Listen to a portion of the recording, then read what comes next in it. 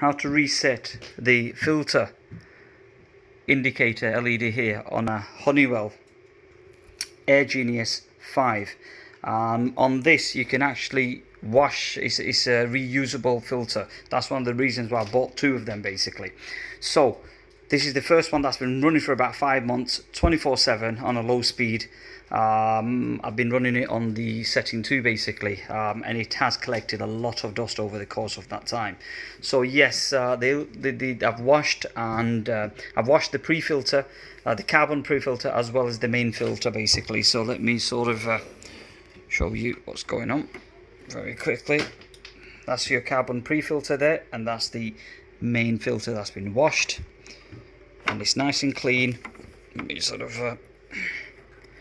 try and flick this back in its place, just hang in there. Okay, that goes in. Right, so then the just hang on, that's not seated properly, just give me 1 sec.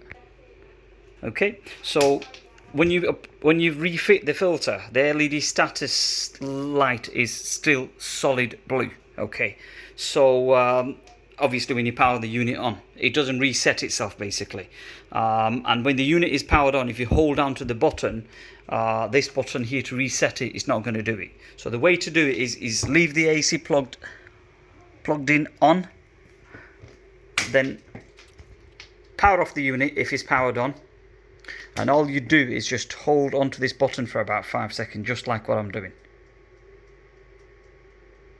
Alright, and that means, let's power this on, the indicators are reset now, and there you go.